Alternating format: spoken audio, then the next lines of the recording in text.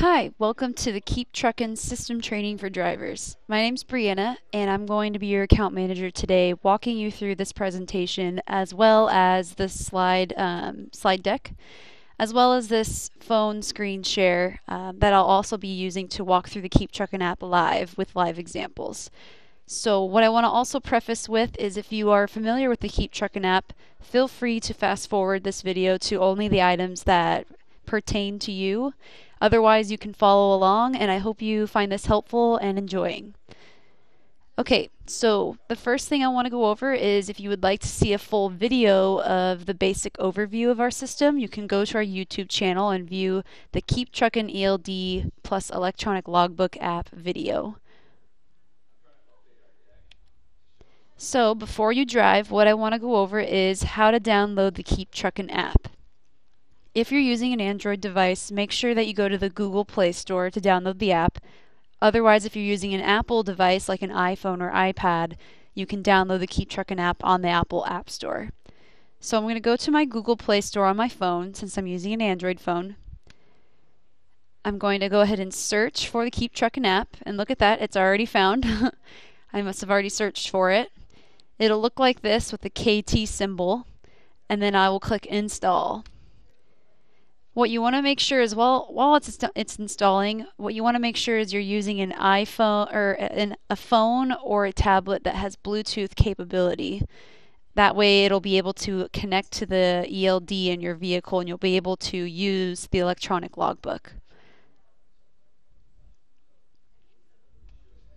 Make sure you have enough storage on your phone as well or tablet in order for the KeepTruckin app to have room to load on your phone. Great, it's downloaded. I'm going to go ahead and click open.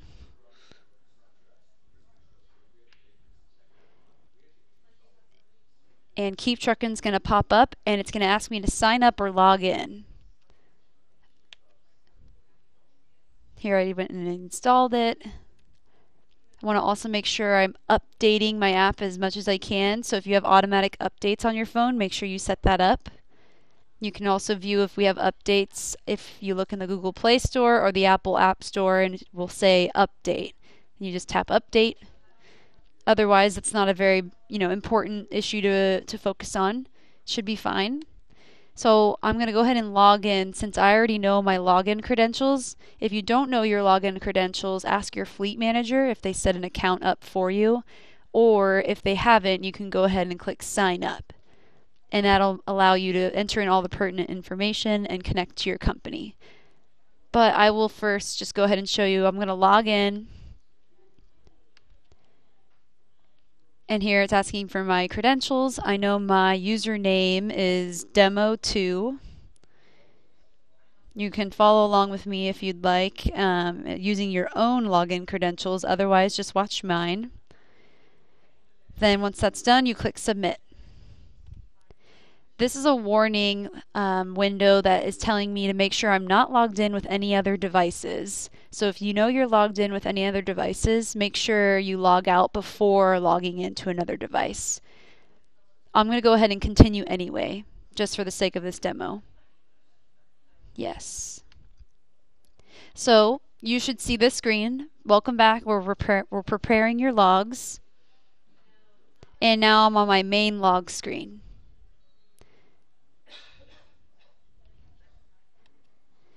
The next step would be to make sure the ELD is now installed in your vehicle.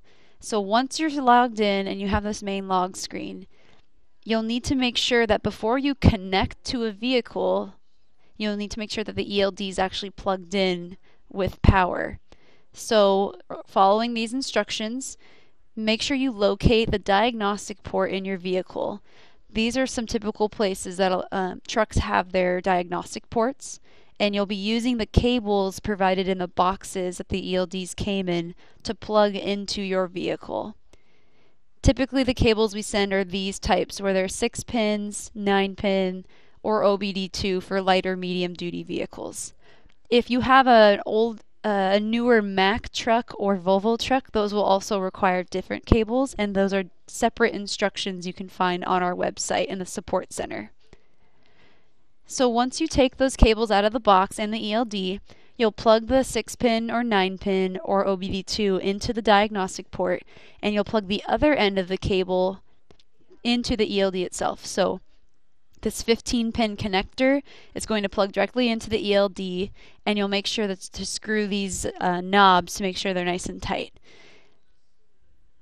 Once you plug those in, you should immediately see lights flashing on the ELD. If you don't see those, there's something wrong and you need to make sure you plugged it in correctly. What you should see is after about a minute or so, the left side indicator light will turn green. This indicates a successful GPS connection. If it doesn't happen, make sure you move the ELD on the dashboard of your vehicle to where it's exposed more to the sky. Or if you're in a warehouse, maybe come out of the warehouse and make sure you're outside with your vehicle. Lastly, choose a spot on the dash to where you want to mount the ELD so it has that green GPS light. You can also use the Velcro stickers that are on the bottom of the ELD or the peel-off stickers to mount on the dash securely so it won't move around while you drive. We also provide the alcohol swabs in the box themselves for you to clean the mounting area. Alright, so it's connected. It's got one green light and should have one red light on the right.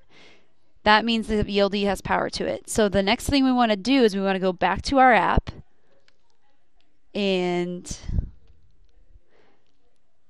we want to make sure that we see our app right here. And notice on my top right hand corner it says current vehicle, no vehicle. What I'll need to do is I'll tap on that to connect to my vehicle's ELD.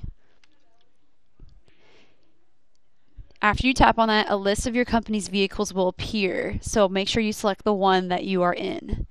Right now, I'm in my 2014 Peterbilt, so I'm going to select V3088 because that's my truck number. And make sure, if it's your first time using the ELD and the electronic logbook, that you allow KeepTruckin the access to your phone's location. I'm going to go ahead and just allow permissions in my Android device. In your iPhone or iPad, it could be also in the settings as well.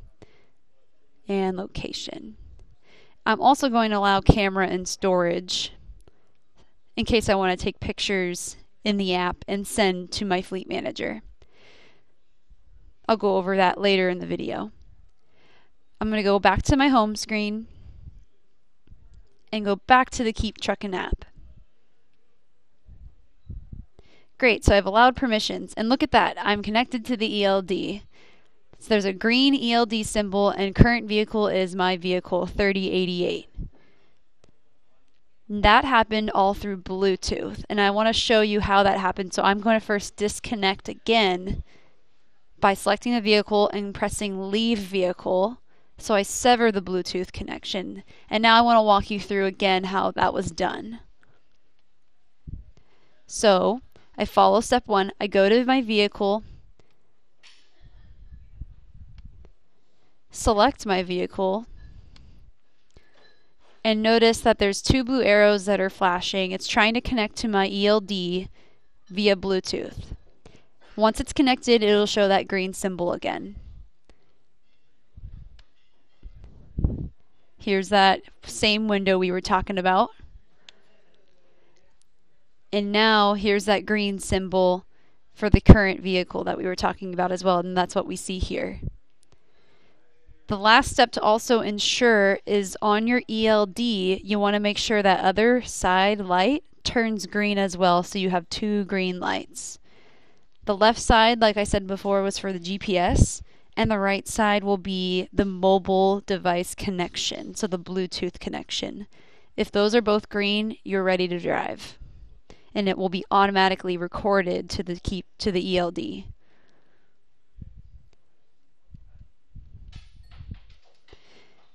So you're ready to drive now.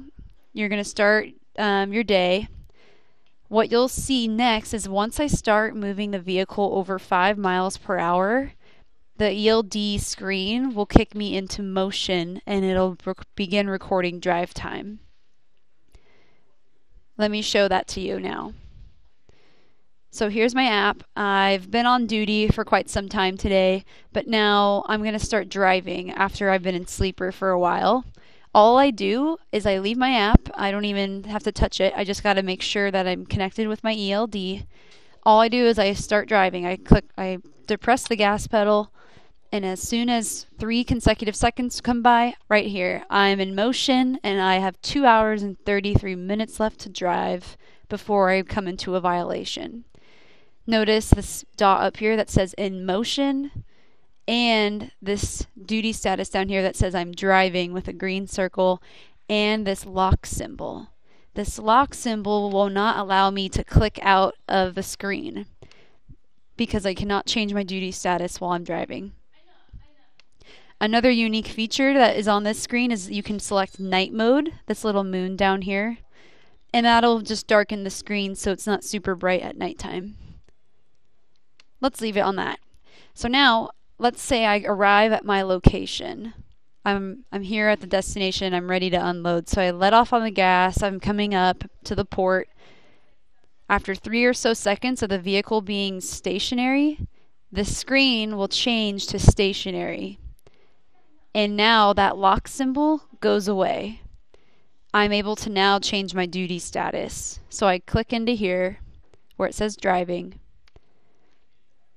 and I select one of the 3 duty statuses, either off duty, sleeper berth, or on duty. Now let's say I go back and I don't change my duty status. I'm still on this stationary screen because I'm still in my truck. Let's say I instead am at a stoplight or I'm in heavy traffic. If this remains stationary for more than 5 minutes, a pop-up window will appear asking if you're still driving.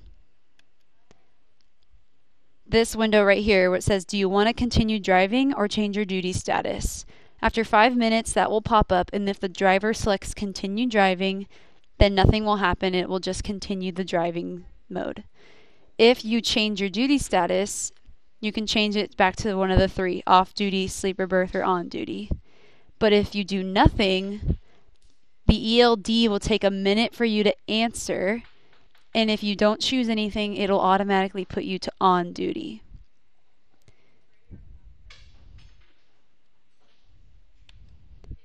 So I'm going to go ahead and change my duty status. I'm here at the port. I'm going to go ahead and go in and say I'm on duty and save.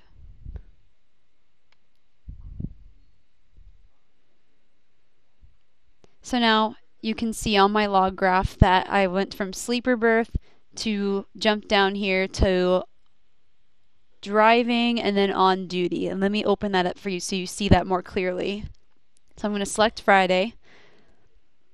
And here you can see my log graph. It looks like I just went straight to on duty, but if you scroll down, you can see all the line items for all the duty status changes. And you can see I went from 7 hours of being in the sleeper to then driving for 56 seconds to then now I'm on duty.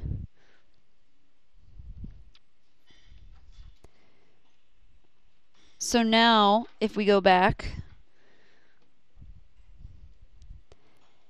you can see that you can also change your duty status while you're not driving, obviously. And you can change it to one of the 3, off duty, sleeper, or on duty. Notice you cannot change your duty status to driving manually, and that is due to the ELD automatically recording drive time once your ELD enabled. And once you're connected to the ELD, your locations will automatically populate based on what the ELD's GPS is noting. Cancel, because I don't want to save it. You can also add notes in your duty status change. So if I go back and maybe I forgot to add the note that this is my post-trip or pre-trip, I can write that in there. And we have automatic automatic note inputs that you can probably choose from, and then I click save. Then I select on duty, I have to select a duty status, and then I click save. And if I go back into my log, it's kind of hard to see on the line graph, and I scroll all the way down, notice that the note was added. Great. Let's say I forgot to add a duty status earlier today. What I can do is I can insert a past duty status. So let's say on my log I took a lunch in between my sleeper. This isn't your typical driver's log, but we'll go with it. So what I'll do is instead of editing that whole sleeper time, I'll simply click this button down here that says Insert Past Duty Status. Here, all these options give me things to do on my log. I'll go ahead and click Insert Past Duty Status with the scissors. Okay, it shows me these flags. Notice they're red right now because they're overlapping drive time. So now they're black, and now I'm not overlapping drive time right here. That's where the drive time was earlier for me today.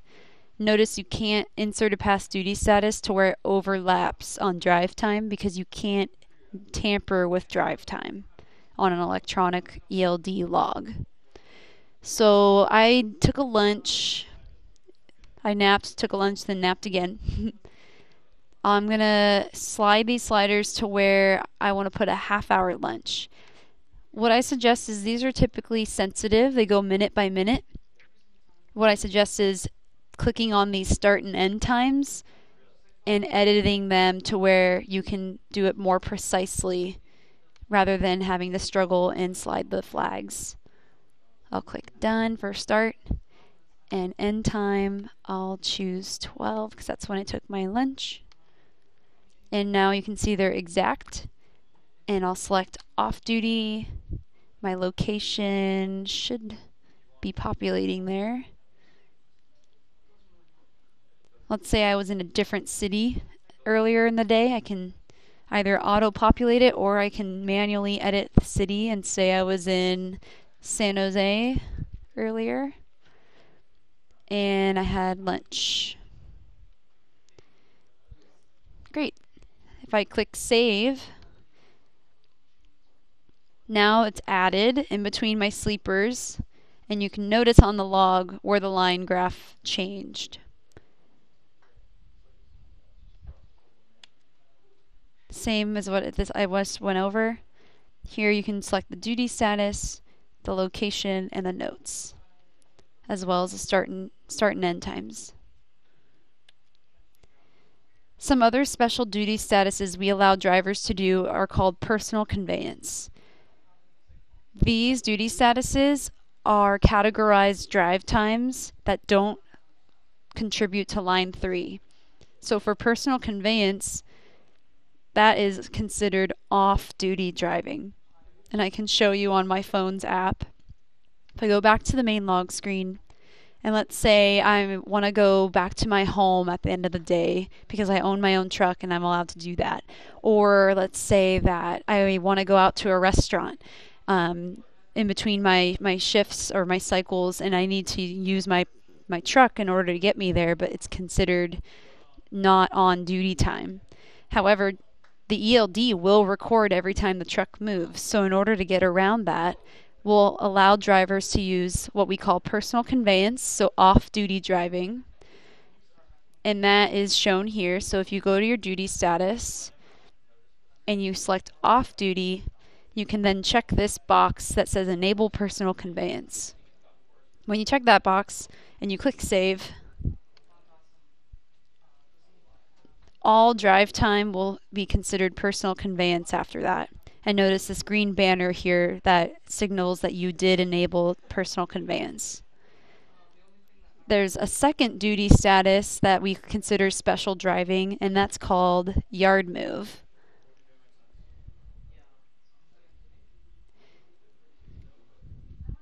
Yard move is also similar in that it's not recorded on line 3, it's recorded as line 4 on-duty driving.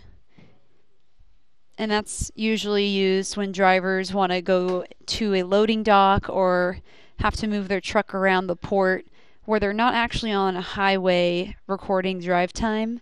Instead of the little movements needed around a yard or a loading port, they can categorize this as on-duty driving.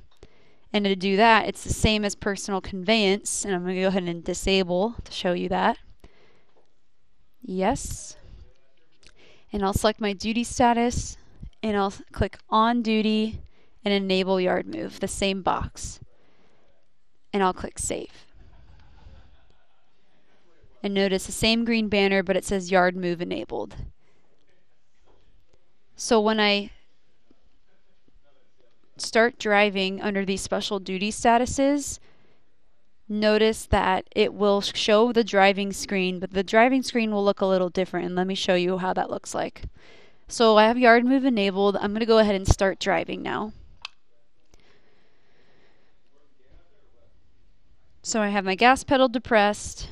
It's in motion, and I'm in the driving lock screen. I can't click out of it, and it says yard move. There's no countdown clock because there's no limit to line 3 drive. There's only a limit to line 3 driving, but not for yard move or personal conveyance. And it's recorded as on duty time. But notice we do represent it with a little green circle, so it denotes that it was an on duty status, but it contained driving. And that'll show up in your logs as well as your fleet manager's dashboard. I'll go ahead and stop. And it should go back to stationary as soon as it's sensed that it stopped. And I'll go ahead and change my duty status back to regular on duty time without checking that box. Great. Notice in the slide deck here that whenever I use a special duty status, it's hard to see, but this bottom line right here, it's a dotted line. So even though it's an on-duty status, it's not a solid line because it was a driving event. And that's an indicator for you as well as your fleet manager to see exactly what duty statuses were used and if for what reason. You can have notes as well. The other feature I'd like to show everyone is the clock section. This is a useful tool for drivers and fleet managers on the dashboard to see how much time the drivers have used throughout their day and how much left is in their cycle times today as well as the following days. So if I click on this icon that says clocks, it'll say at the top my cycle rule that I'm on. I'm on 70-hour 8 day for USA. It's live updated, so it takes into account all my duty statuses throughout the day, and I have 7 hours and 48 minutes left till I need to take a 30-minute break. Here it shows I only have 2 hours and 20 minutes left till I need to stop driving for the day. This shift clock shows me how many hours I have left till my 14-hour window is done for the day. And this cycle clock is how many hours I have left in my cycle for the week. Here are some recap pages.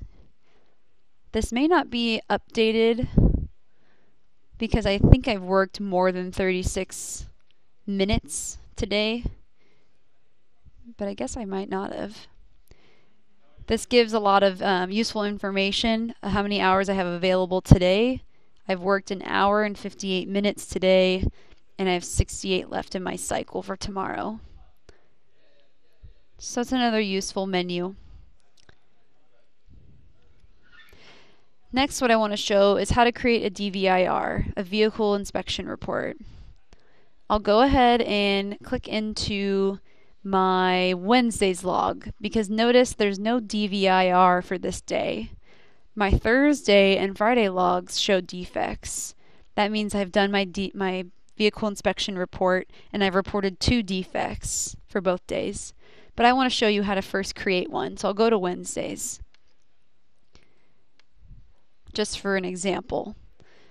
What I'll do is it shows me the sections up here where it says log, form, sign, and dvir. And I'll go ahead and select dvir at the top right and then click this plus button at the bottom to create one. I'll fill out the required fields, location, odometers, and then I'll tap on vehicles. And these should all be automatically populated if you're connected to the ELD. Mine should be right now, but I'll go ahead and just manually input it for now, but it should be automatic. And then I'll go around and do my pre-trip. If I notice any defects with my vehicle or my trailer, I have my trailers here, I can go ahead and click the list that says add remove defects. I can then scroll through the list that we have here preloaded. It's pretty extensive. And if I find the ones that do have the defects, I can click the checkbox and I can put codes in and comments.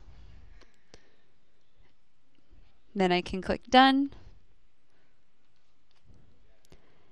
And once those are all finished, it'll default if there's no defects found. I can click sign,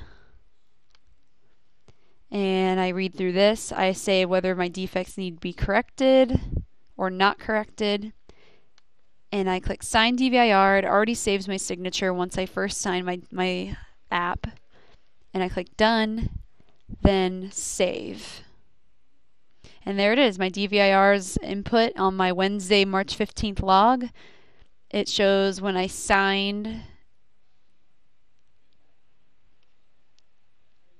That time might be wrong, but it should show when you sign the DVIR, any defects, as well as if I signed it or not. I can edit it and I can also delete it. I'll go ahead and show you now the sign section of the log. So we have log, form, sign, and DVIRs. I'll go and sign my complete log because let's say I'm done for the day. It's already preloaded my signature and I've already signed my log. I just click sign and it's saved.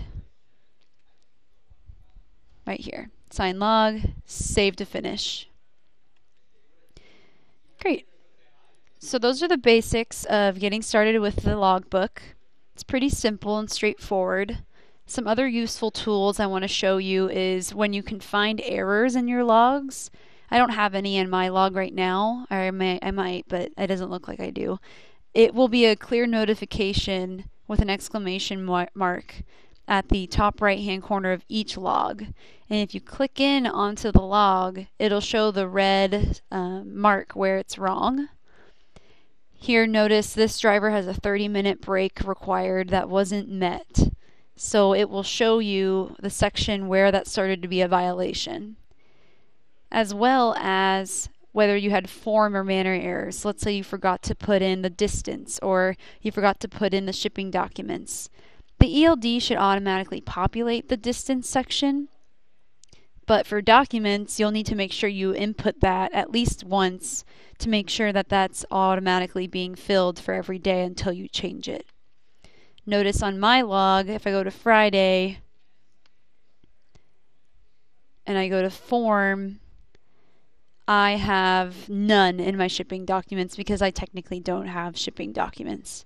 So it'll automatically populate that every time I open my app, unless I change it. Excuse the ad. Another useful tool is, I'm going to go back out, when your fleet manager looks at your logs coming in on a daily basis and they notice that you may have a 30-minute break violation or a driving violation or a sleeper berth violation, they'll be able to edit your log and send that edit to you. And these are called log edit suggestions, and you'll see those as a little banner at the top right when you open your app, and it'll say who's created it and when. What you'll do is you'll select that log edit suggestion and it'll bring you to this page where it shows edited log and current log, and you'll be able to toggle between the two to see where the change was made based on your original log, and you can either accept the edit or reject it. Another useful tool is notifications. You can go onto your log settings and set notifications to where you can be alerted in your phone when you are approaching a violation. So if I navigate there and show you on my app, I'll go to settings, notifications, and here I can choose when to receive push notifications. So those are also my settings in my phone I have to set up too. In the app, I can choose to never have them, 15 minutes before, 30, 45. There's some choices you have there to alert you while you're driving or while you're on your shift to say, hey, you're approaching a 14-hour shift violation in 45 minutes. And that'll help you avoid those violations, hopefully in the future. I can save that and make sure I get those on my phone. Again, exactly what I went over. Another important tool that every driver should know is called the DOT inspection mode feature. So I'm going to go back to my log menu, and here where it says DOT inspection mode, I'm going to select that,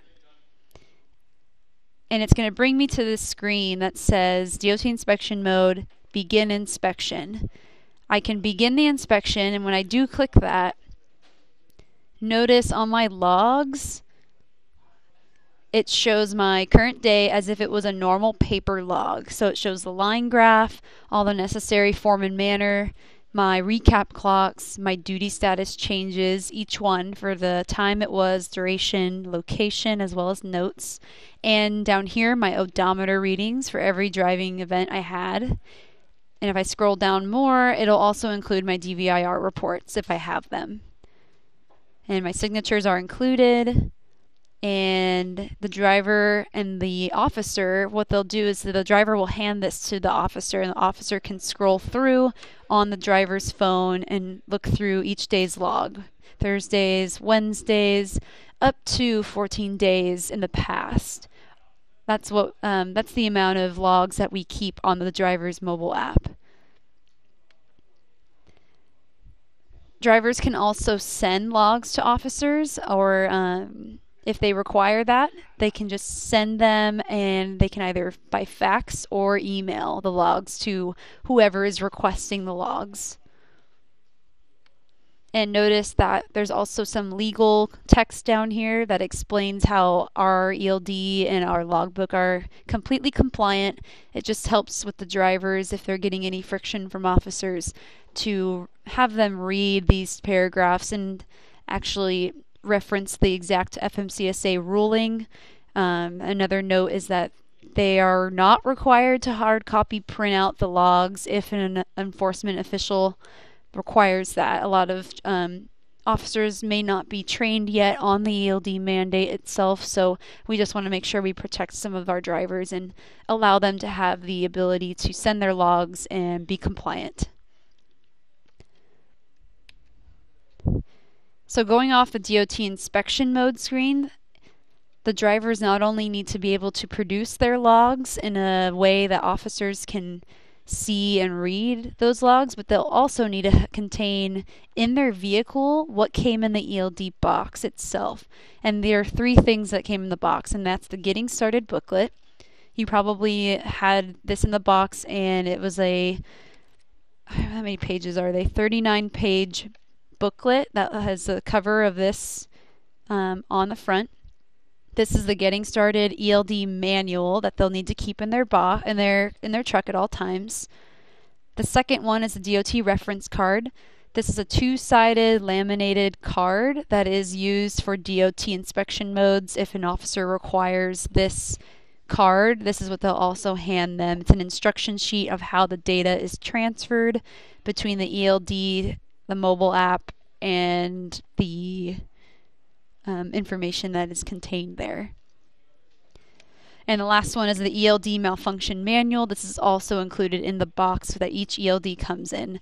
This is if the ELD malfunctions, there's instructions for the drivers on how to go about their day doing that. So if the lights are not on, what to do. If it's still malfunctioning, it instructs them to keep a paper log backup for the day. So make sure the drivers have all three of these things in their trucks at all times. This is also what I just went over. And last, what you do if you need help, there's a very helpful tool in the KeepTruckin app. If I go back to the menu and I go to the help and support page, here you can find, if you're on the road and you need help, you can find all the articles we have on our support page by searching for the specific issue you're questioning about. Or you can go directly and email support in the app, the KeepTruckin support team, or call us directly, and we can get someone on the phone with you to help you solve your problem. And we really pride ourselves on the support of our product, and we hope that you enjoy it as well. So that's all I had. If you have questions, please email your account manager that is helping you, or you can email or call our support team. We're here to help. We want to make sure this is a very smooth transition for you all, and I enjoy your time. Thank you very much.